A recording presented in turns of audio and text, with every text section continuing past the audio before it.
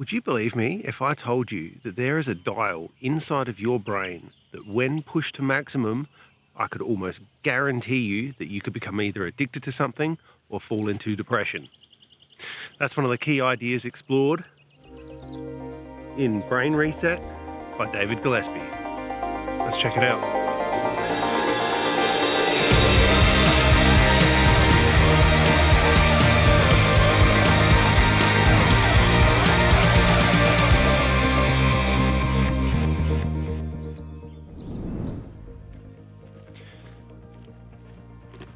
So, 1 out of 4 Australians will experience a mental health issue over the course of their lifetime. Those numbers are really, really high, and I think in the COVID age, we should all be taking a lot more seriously. It looks like suicides and reports of mental health issues have severely spiked during this period. And if you know anybody who's experiencing a mental health issue, please don't be afraid to go talk to your GP about it. Alrighty guys, David Gillespie's Brain Reset. This book is fundamentally about mental health, how to manage it better, and what's actually going on inside of your brain at a chemical level to produce these effects and moods.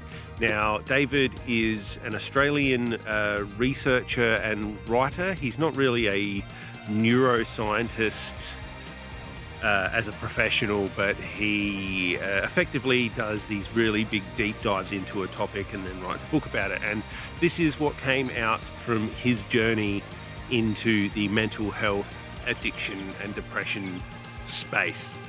And it really is quite an excellent book.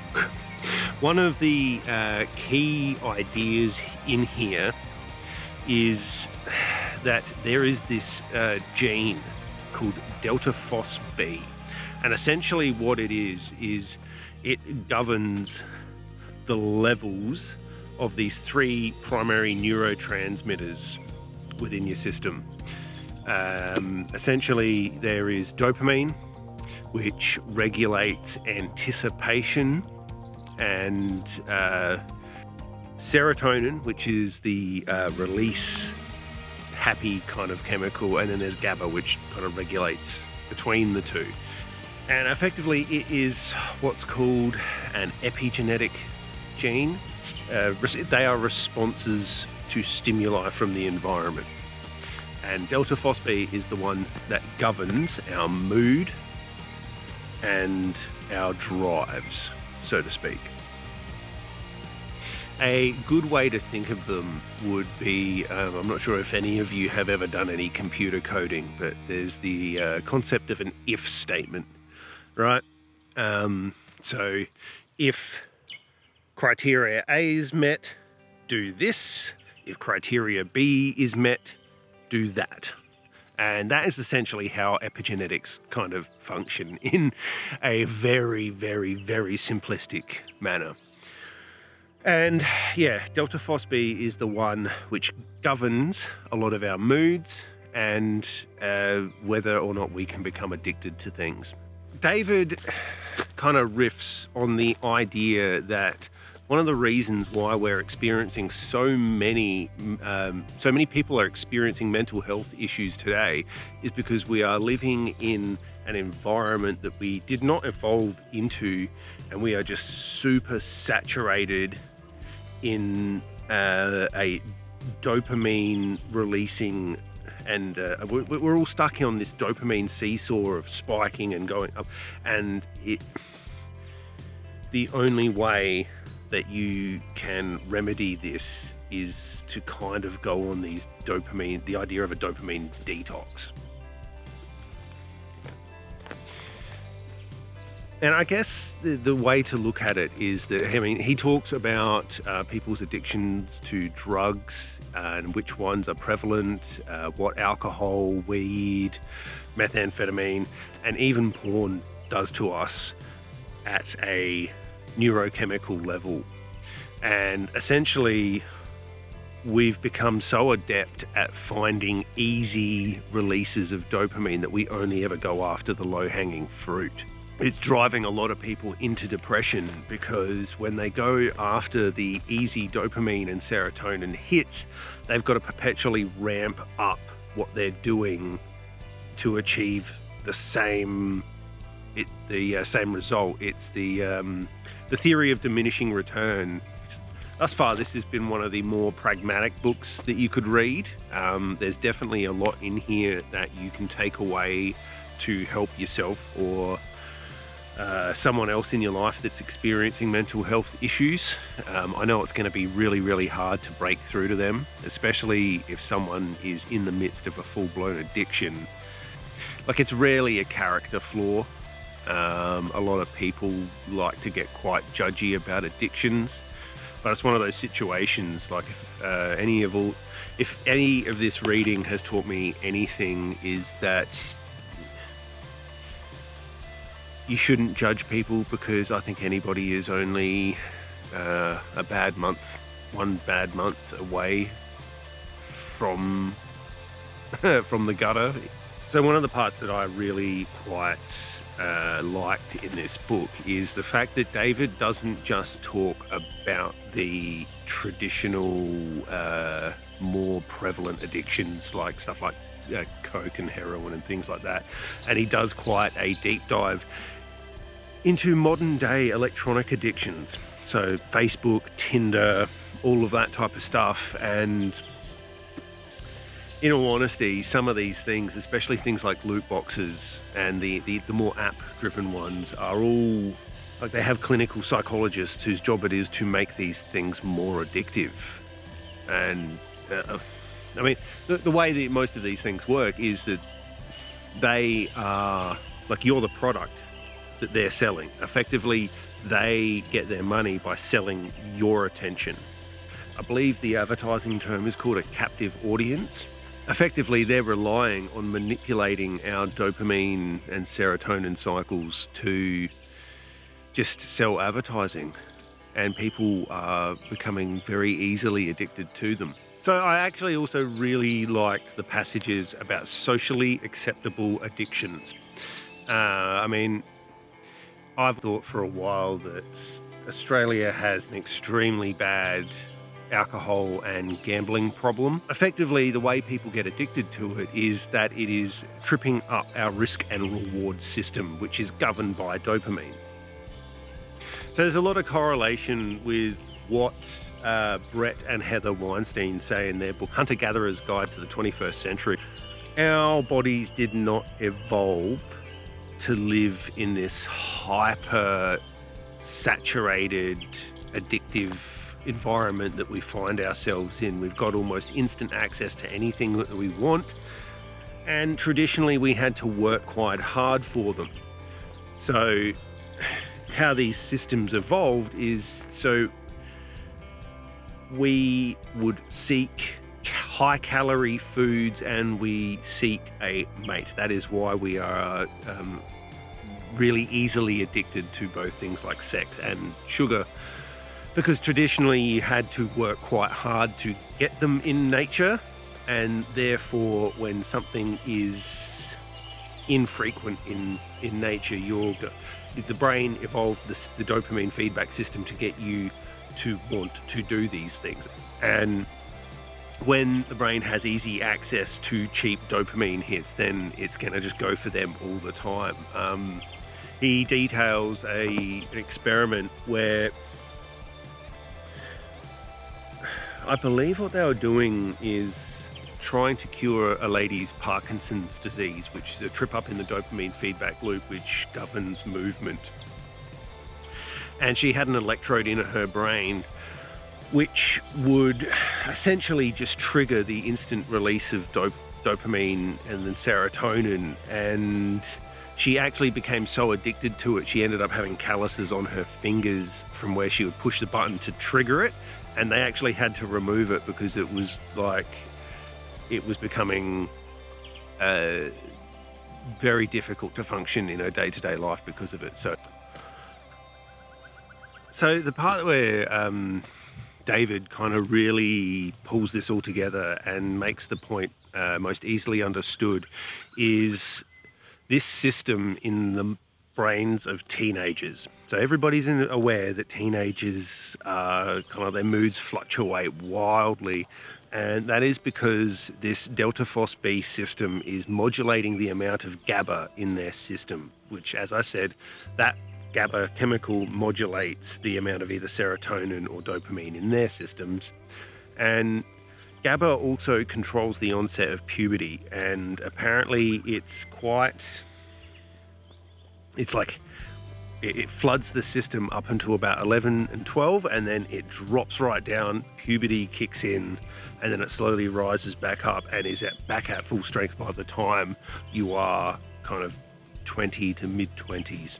So the passages about anxiety are really quite good, and effectively what anxiety is the dopamine has been, like, there's so much dopamine in your system, it's triggering the flight or fight state, and it just gets stuck there, right? So we didn't evolve for prolonged periods of hyper stressful situations, which a lot of people have found themselves in, and this is why trauma really affects us in the way that it does. And effectively what it is that people have just been in this hyper dopamine aroused state for so long that it just gets stuck. And apparently this delta phos-B pathway system, it takes up to about 6 weeks to reset fully, and that is where you may need the help of medical intervention. The drug that I take, my antidepressant, is an SSRI, which is the serotonin reuptake inhibitor, which basically stops the serotonin being, like, it makes the serotonin just kind of stick around for a bit longer, and it isn't reabsorbed back into the cells as quickly. And yeah, there is nothing wrong. Like, don't think you're faulty if you need these medical interventions. You are not, right? This is stuff that is hardwired into our system. If you've ever read any of Jordan Peterson's work, this is where he talks about the lobsters, where these drugs work on lobsters as well. Like, that's how hardwired this system is, as like it's deep down in our evolutionary heritage. So yeah, it should not be taken lightly.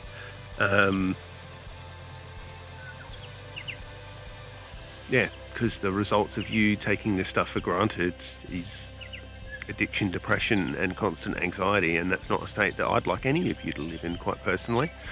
I've been through it myself, and it's never fun to live in that kind of a state. And yeah, it's taken me the better part of 2 to 3 years to fix myself to a place where I'm kind of comfortable again, really. Alrighty guys, so according to David, what are some of the things that you can do to help better your mental health and your mood states? Okay, so number 1, and I cannot stress this hard enough, fix your fucking sleep pattern, right? The amount that my mood, my general mood state improved when I fixed my sleeping pattern, I cannot stress how profound that change was. Like, if you can get your body into a decent natural rhythm, and that's going to include stuff like, yes, setting an alarm and stopping the heavy blue light at least about an hour before bed. Again, this is one of those systems that is it's all closely tied to your circadian rhythm and the melatonin cycle inside your brain. So the dopamine and serotonin also regulate your sleep cycle. And yeah, like I said, one of the biggest improvements I saw was getting that under control. Number 2, get some exercise and do it regularly. I have burnt here, so I've now fixed the habit of starting the day with 20 push-ups and doing 20 push-ups in my lunch break at work. And yeah, I've started to notice it, started to, see them shape change in my upper body, which has been brilliant. But we did not evolve as sedentary creatures. Our ancestors used to literally run animals down to kill them. Like they wouldn't spear them, they would just chase them running until the animal dropped. And I don't know about you, but I think an antelope can probably run pretty far. So that's saying something as to how hard our ancestors worked for a meal.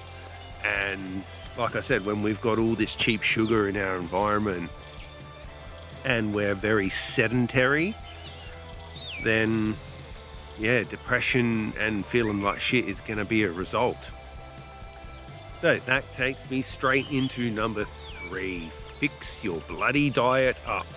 So as David talks about here, he had a lot of trouble getting himself off sugar, and that was namely just because everything in our diet these days has sugar inserted in it. Like if these food companies could stick cocaine or methamphetamine into our food to make it more addictive, they bloody would without a second's hesitation.